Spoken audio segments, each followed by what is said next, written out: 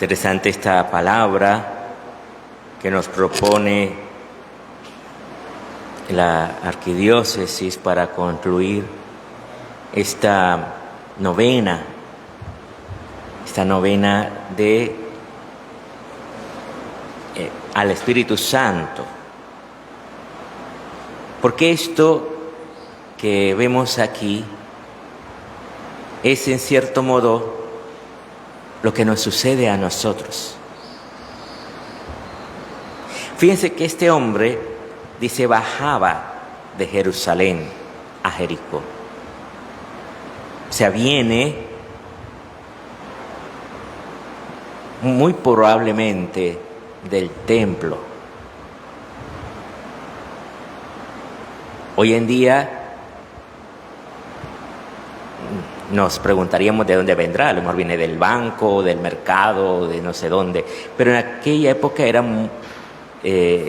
muy común decir, si va a Jerusalén es que va al templo, va a adorar a Dios, va a ofrecer sacrificios a Dios. Y entonces baja de Jerusalén a Jericó, y baja porque va a su realidad, a su vida. Y dice, allí lo asaltaron. En el camino lo asaltaron y lo dejaron medio muerto. Aquí el punto es que ¿cuál ha sido el primero que nos ha auxiliado a nosotros? Que también vamos a la iglesia, que también vamos al encuentro con el Señor. Ha sido Jesús. Él no ha venido a sanarnos a nosotros. Él ha venido en nuestro auxilio.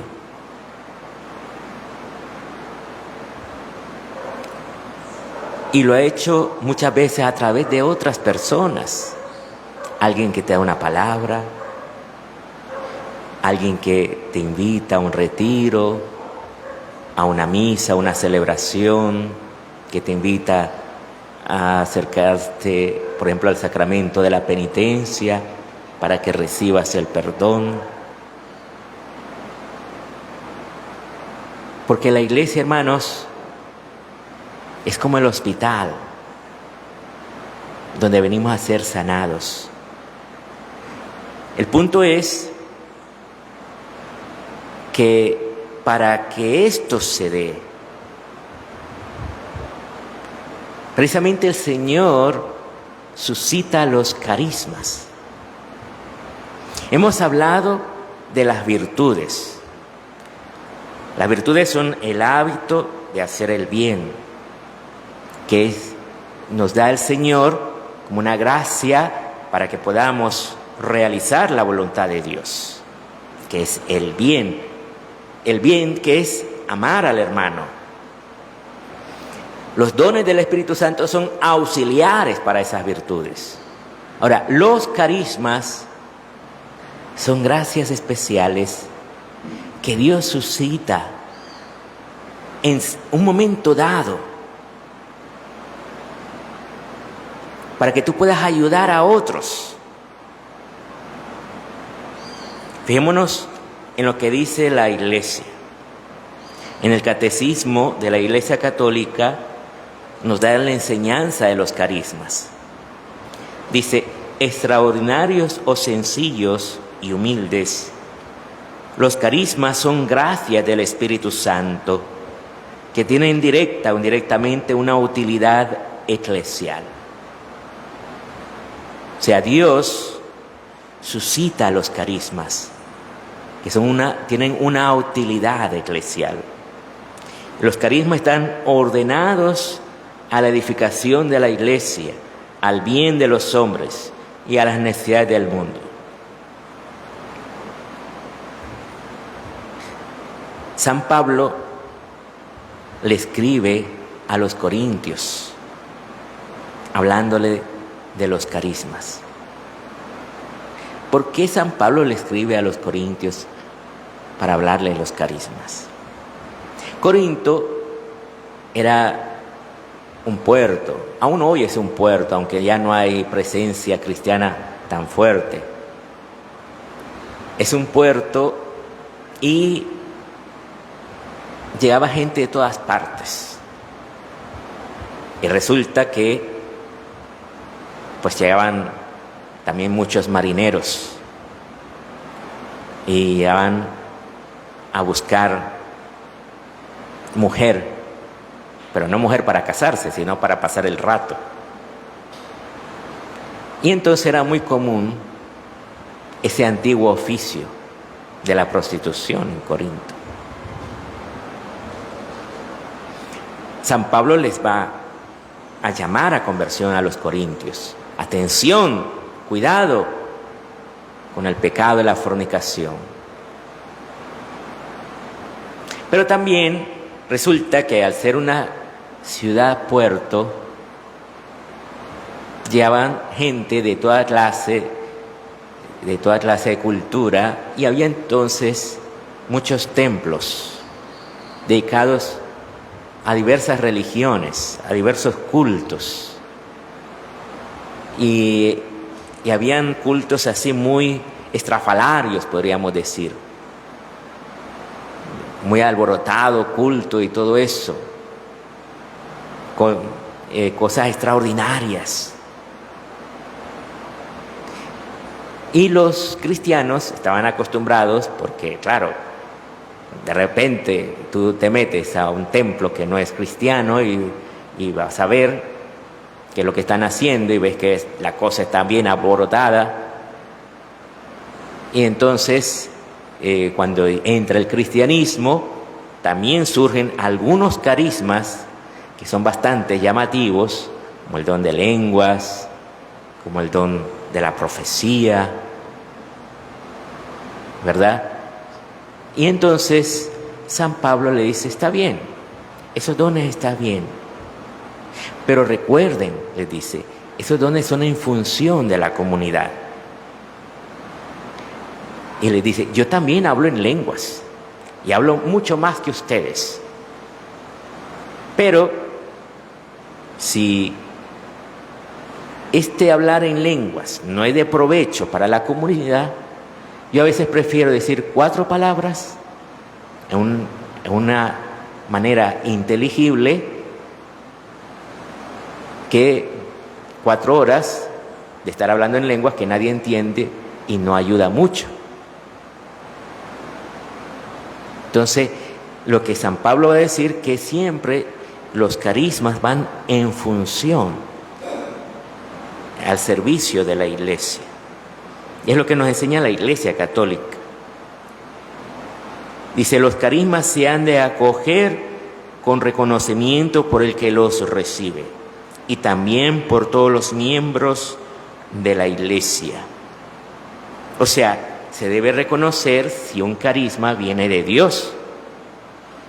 Porque ustedes saben que también cuando hay una posesión demoníaca,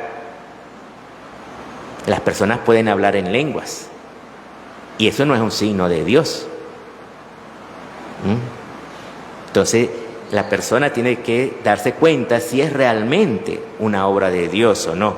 Y también le ayudan los miembros de la comunidad a mostrarle, sí, esto fue una obra de Dios. O tal vez ayudarle, decirle, no, mira, tenemos que pensarlo mejor, rezar bastante, ver si realmente es obra de Dios. Dice, en efecto, son una maravillosa riqueza de gracia para la vitalidad apostólica y para la santidad de todo el cuerpo de Cristo. Los carismas constituyen tal riqueza siempre que se trate de dones que provienen verdaderamente del Espíritu Santo y que se ejerzan de modo plenamente conforme a los impulsos auténticos de este mismo Espíritu, es decir, según la caridad, la verdadera medida de los carismas.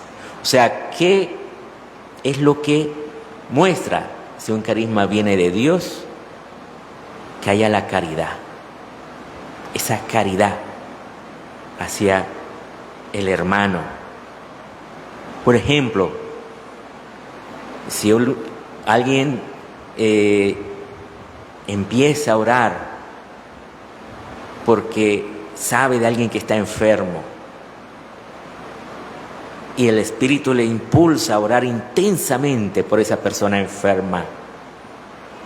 Dios le puede dar la gracia de Dios le puede dar la gracia de la sanación, el carisma de la sanación. ¿Por qué? Por la caridad.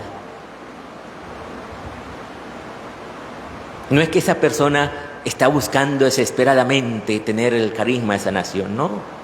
Dios se lo da libremente a quien quiere. No es porque esa persona lo busque o no lo busque.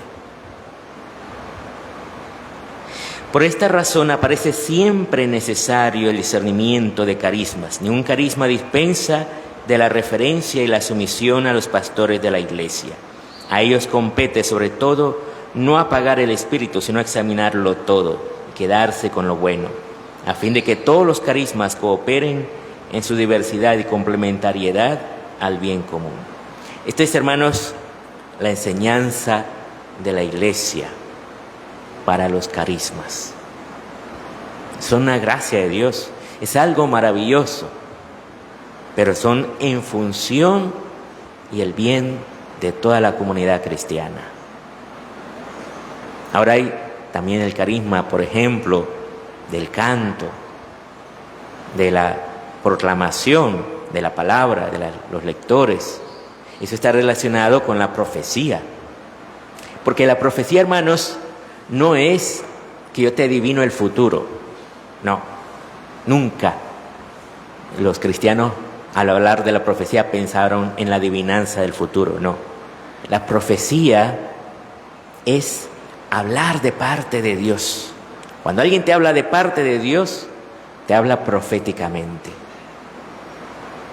Te llama a conversión.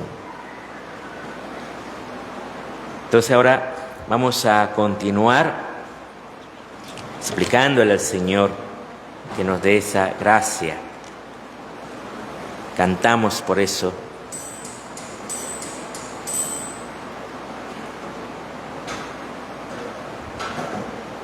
En la secuencia.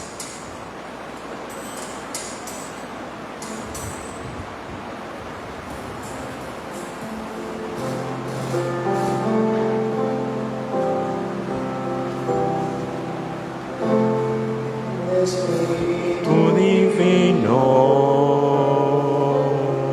manda tu luz desde el cielo,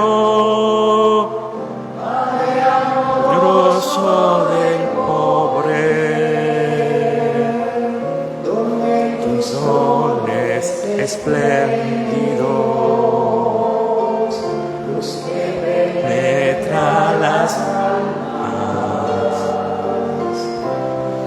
del mayor consuelo, huésped del alma, descanso de nuestro esfuerzo, de duro trabajo, brisa en las horas del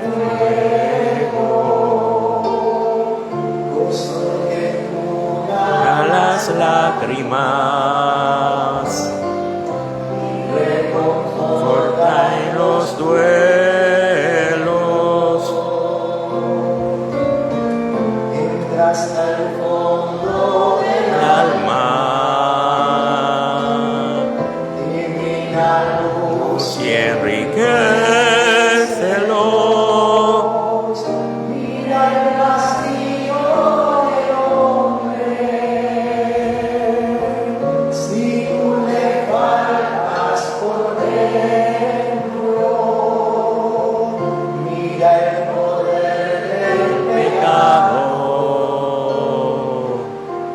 Cuando no envías tu aliento,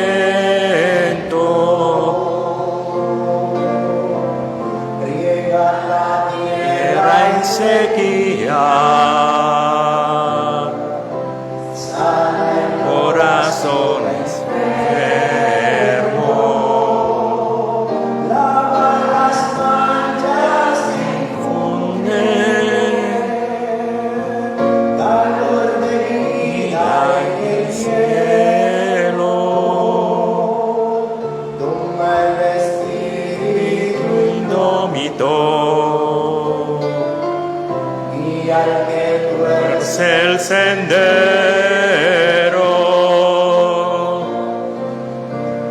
reparte tus 7 dones, según la fe de tus siervos,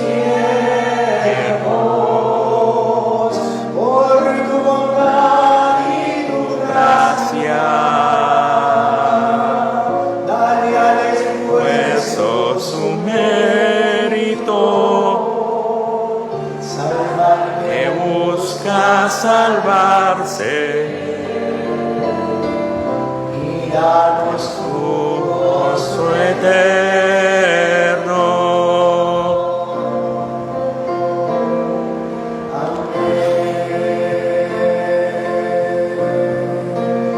Amén.